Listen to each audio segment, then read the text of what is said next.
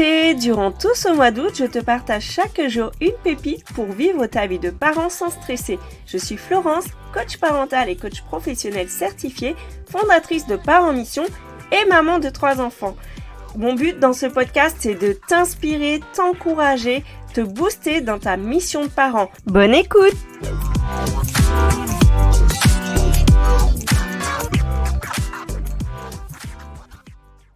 J'entends de plus en plus de parents à qui des professionnels ont dit « Votre enfant est un tyran ». 2 mamans en une semaine. La semaine dernière, il y a aussi une maman qui me partageait qu'une puéricultrice de la PMI, voyant qu'elle avait du mal à enfiler les chaussures de son fils, lui a dit qu'elle devait être plus autoritaire, sinon il deviendrait délinquant dans 10 ans. Mais moi, j'en ai vraiment assez, ça me met en colère. Parce que voilà, je trouve ça terrible en fait pour les parents. Quand ils viennent voir un psychologue, un psychiatre, un psychothérapeute, quel qu'il soit, ils cherchent de l'aide en fait. Et quand une maman me dit qu'un psychologue lui dit votre enfant est un tyran et je lui demande ok, et du coup qu'est-ce qu'elle te donne comme piste pour avancer ? Aucune. Donc en fait tu restes comme ça avec ce poids là qui vient d'arriver dans ta vie. J'ai une amie qui me partageait, c'est un peu comme, voilà, je te refile le cadeau empoisonné. Oui, il y a peut-être un cadeau derrière, il y a peut-être une raison pour laquelle le professionnel dit ça.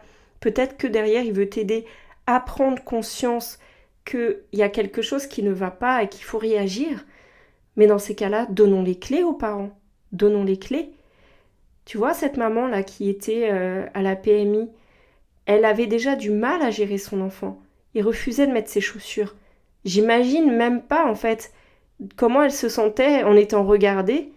Est-ce qu'elle devait, du coup, essayer de gérer son calme, son stress elle-même et essayer de voir ce qu'elle pouvait faire avec son enfant ? Et en plus, c'est une situation qui est vécue comme ça. Ça ne veut pas dire que c'est au quotidien comme ça, en fait. C'est que là, en fait, la puéricultrice lui a dit ça en voyant sa réaction devant une situation dans laquelle la maman s'est sentie dépassée et peut-être qu'elle avait plutôt besoin d'encouragement ou peut-être qu'elle avait besoin un peu d'aide. Madame, je peux vous aider ? Un petit mot gentil ? Allez-y madame, venez me voir si vous voulez, on en parle. Quelque chose comme ça, je ne sais pas en fait. Je ne sais pas ce qu'aurait dû dire la puéricultrice. Ce que je veux dire, c'est que souvent les parents, ils se sentent jugés, ils se sentent blâmés. Et encore pire, les enfants qui entendent ça. On leur colle des étiquettes. Il n'y a rien de pire pour décourager les parents et il n'y a rien de pire pour que l'enfant il continue son comportement en fait. Parce qu'en ayant une étiquette, on touche à son identité. Si on lui donne cette identité, c'est comme si finalement il n'y a pas d'espoir en fait. Il n'y a pas de raison qu'il change puisque c'est ce qu'on dit qu'il est, c'est ce qu'on dit qu'il deviendra. Il n'y a pas de raison qu'il fasse autrement. Et moi ça me fait bouillir en fait. Alors du coup, qu'est-ce qui t'aiderait toi en tant que parent ? Parce que qu'on te dise que ton enfant, il est colérique, qu'il est tyran, qu'il deviendra délinquant, que si tu ne réagis pas, voilà, ça va être pire. Est-ce que ça t'aide en fait ? Partage-moi sur les réseaux ou par email, qu'est-ce que tu aurais aimé entendre à la place ? Moi j'ai envie de te dire aujourd'hui que ton enfant n'est pas le problème. Ton enfant, il a un problème. S'il a ces comportements, c'est qu'il y a quelque chose qui ne va pas pour lui. Bien sûr que tu peux agir, bien sûr que c'est à un moment donné ta responsabilité d'agir, parce que tu ne vas pas laisser tout faire ou tu ne vas pas assister impuissant devant le comportement d'un petit ou même d'un ado. Tu ne vas pas le laisser aller dans le mur. Bien sûr que tu as la possibilité de réagir. Mais en tout cas, c'est différent de le voir comme un tyran que de se dire écoute là, il a un problème, il se comporte de manière tyrannique, ok. C'est différent de se dire qu'il est un tyran plutôt que de se dire qu'il a un problème. Parce que du coup, quand tu te dis il est quelque chose, son identité c'est quelque chose d'immuable en fait. C'est comme un caractère, ça ne change pas. Si tu changes de point de vue et que tu te dis il se comporte comme ça parce qu'il a un problème, il exprime quelque chose, En fait, il a une intention, il cherche à répondre à un besoin. Alors, c'est pas magique de se dire ça règle pas tout. Une fois que tu sais ça, c'est bien, mais tu vas me dire, oui, d'accord, Florence, mais maintenant, mon enfant, il crise là, qu'est-ce que je fais concrètement? Ben, peut-être que sur le coup, tu sais pas comment réagir. Et du coup, même toi, tu es sous stress à ce moment-là, c'est pas forcément facile d'avoir accès à ce que tu pourrais faire. Donc déjà, tu le sais, je t'en ai déjà parlé, essaye de voir si tu as déjà rencontré cette situation, qu'est-ce que tu feras la prochaine fois? Essaie d'y réfléchir en dehors de la situation. Et demande-toi, quelle est l'intention derrière son comportement? Est-ce qu'il cherche à t'embêter? Ben moi, je pense pas. En fait, je pense qu'il cherche à répondre à un besoin. Il veut pas enlever ses chaussures. Peut-être que là, il veut jouer. Tu vois? Donc, son problème, c'est que tu dois partir et que tu lui demandes de mettre les chaussures et qu'il veut pas.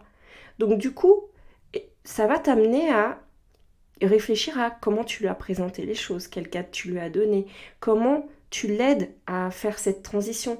Est-ce que tu peux lui laisser finir son jeu et attendre un petit peu pour mettre ses chaussures? Est-ce que tu peux le rejoindre là dans ce qu'il fait? Tu vois, tu vas essayer d'adapter en fait. Si tu sais qu'en fait là son problème c'est qu'il ne veut pas partir parce qu'il était en train de jouer, tu vas avoir une réponse différente. Et bien sûr, parce que j'entends un petit peu ceux qui rouspètent là. Oui, mais on va pas toujours répondre aux besoins des enfants, hein, quand on doit aller à l'école, faut être à l'heure, etc. Oui, il y a des situations, clairement, tu vas pas pouvoir prendre le temps. Mais il y a des situations où tu peux prendre le temps. Et du coup, par exemple, je te donne l'exemple d'une sortie. Il est agité. Par exemple, tu l'emmènes, je sais pas si tu as tenté l'expérience, mais tu l'emmènes dans un lieu calme, par exemple un musée. Et là, ça te met mal à l'aise parce que ton enfant il commence à s'agiter, à courir partout. Ou dès que tu arrives, il veut aller aux toilettes, il veut faire pipi. Tu vois, il part un peu dans tous les sens. Et là, moi, je te donne cet exemple parce que c'est une cliente qui me l'avait amené. Du coup, elle cherchait comment faire parce qu'elle avait très envie de montrer des endroits qui lui plaisent à ses enfants.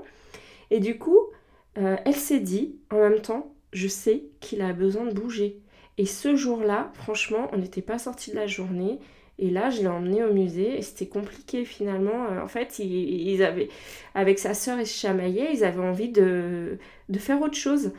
Et bah du coup, est-ce qu'elle va renoncer à faire des sorties? Non, simplement elle connaît le besoin. Donc ce qu'elle a identifié, c'est plusieurs options.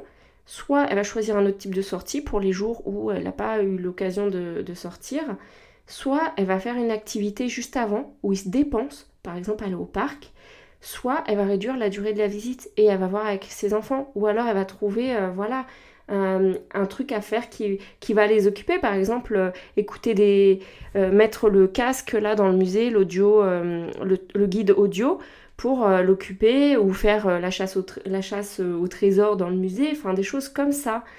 Et du coup, tu vois, elle a changé un peu son point de vue de oh là là, c'est la cata, tout le monde le regarde, ça gêne les gens, etc. Elle a changé son point de vue. Pareil, si tu vas au restaurant, moi je sais qu'avec mon premier enfant c'était compliqué pendant longtemps. Alors oui, je sais que tout ne doit pas tourner autour des enfants. Il y en a qui sont pour, faut les emmener partout, etc. Mais en fait, moi, je passais pas un bon moment.